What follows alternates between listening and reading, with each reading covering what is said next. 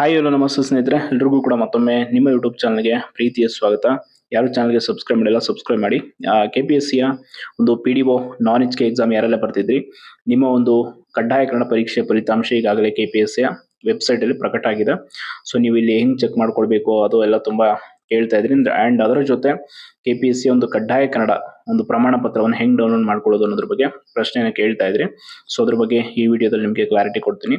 ಮೊದಲನೇದಾಗಿ ನೀವು ನೋಡ್ಬೋದು, ಇಲ್ಲಿ ಹೊಸದು ಏನು ಅಂತಿದೆ ವಾಟ್ಸ್ ನೀವು ಅಂತ KPSC ವೆಬ್ಸೈಟ್ ಓಪನ್ ಮಾಡಿದ್ಮೇಲೆ ಇಲ್ಲಿ ನಿಮಗೆ ಮೊಟ್ಟ ಮೊದಲನೇ ಆಪ್ಷನ್ ಏನಿದೆ ಇದು ಲಿಂಕ್ ಅನ್ನ ಕ್ಲಿಕ್ ಮಾಡಿದ್ರೆ ನಿಮಗೆ KPSCಯ ಒಂದು PDO ಪರೀಕ್ಷೆ ನಾನ್ HK ಕಡ್ಡಾಯ ಕನ್ನಡ ಪರೀಕ್ಷೆಯ ಫಲಿತಾಂಶದ ಬಗ್ಗೆ ನಿಮ್ಮ ಒಂದು ಮಾಹಿತಿ ಶೋ ಆಗುತ್ತೆ. ಒಂದು PDF ಓಪನ್ ಆಗುತ್ತೆ. ಆ PDF ಅಲ್ಲಿ ನಿಮ್ಮ ಒಂದು ರಿಜಿಸ್ಟ್ರೇಷನ್ ನಂಬರ್ ಹಾಕಿದ್ರೆ ನಿಮ್ಮ ಒಂದು ಫಲಿತಾಂಶವನ್ನ ಗೊತ್ತಾಗುತ್ತೆ, ನೀವು ಪಾಸ್ ಆಗಿದ್ದೀರಾ ಇಲ್ವಾ ಅನ್ನೋದು. ಸೊ ತುಂಬಾ ಜನ ಅದ್ರ ಬಗ್ಗೆ ಕೇಳ್ತಾ ಇದ್ರಿ, ಸೊ ಅದಕ್ಕೆ ನಾನು ನಿಮಗೆ ಮಾಹಿತಿಯನ್ನು ನೀಡ್ತಾ ಇರೋದು.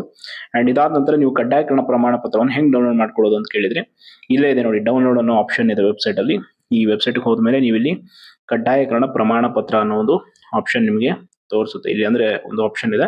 ಸೊ ಅದ್ರ ಮೇಲೆ ನೀವು ಕ್ಲಿಕ್ ಮಾಡಿದ್ರಿ ಅಂತಂದ್ರೆ ಈ ರೀತಿ ನಿಮಗೆ ಓಪನ್ ಆಗುತ್ತೆ. ಅಂದ್ರೆ ಆ ಒಂದು ಇಲ್ಲಿ ಇನ್ನೊಂದು ನೋಡ್ಬೇಕು ನೀವು, ಇಂಪಾರ್ಟೆಂಟ್ ಇದು ಓಪನ್ ಆದ್ಮೇಲೆ ನಿಮ್ಮ ಇಲ್ಲಿ 3 ಆಪ್ಷನ್ ಇರುತ್ತೆ ನಿಮಗೆ.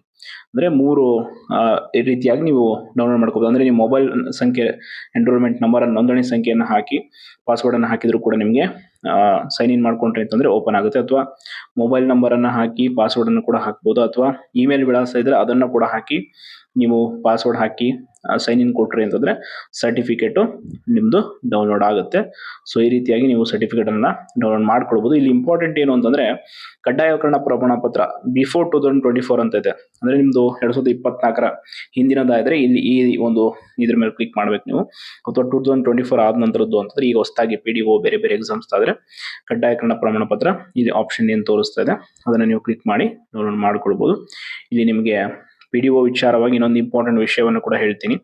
ಯಾರು ಇನ್ನು ಕಡ್ಡಾಯ ಕನ್ನಡ ವಿನಾಯಿತಿಯನ್ನು ಅಪ್ಡೇಟ್ ಮಾಡಿಲ್ಲ, ದಯವಿಟ್ಟು ನೀವು ಅಪ್ಡೇಟ್ ಮಾಡ್ಕೊಳ್ಳಿ. ಇನ್ನೇನು ಇವತ್ತು ಲಾಸ್ಟ್ ಡೇಟ್ ಇದೆ.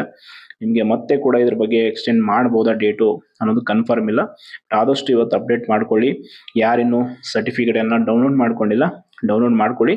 ಕೆಲವೊಮ್ಮೆ ಡೌನ್ಲೋಡ್ ಮಾಡ್ಕೊಳ್ಳುವಾಗ ಬೇಗ ನಿಮ್ದು ಓಪನ್ ಆಗಲ್ಲ, ಅಂದ್ರೆ ಸ್ವಲ್ಪ ಸರ್ವರ್ ಬಿಸಿ ಇದ್ದಾಗ ಲೇಟ್ ಆಗುತ್ತೆ. ಬಟ್ ಡೋಂಟ್ ವರಿ, ಡೌನ್ಲೋಡ್ ಆಗುತ್ತೆ. ಸೊ PDOಗೆ ಸಂಬಂಧಪಟ್ಟಾಗಿ ಇಷ್ಟು ಮಾಹಿತಿ ಇದೆ. ಅಂಡ್ ಇನ್ನೊಂದು ಇಂಪಾರ್ಟೆಂಟು, ಫಲಿತಾಂಶದ ಬಗ್ಗೆ ಕೇಳ್ತಾ ಇದ್ರಿ.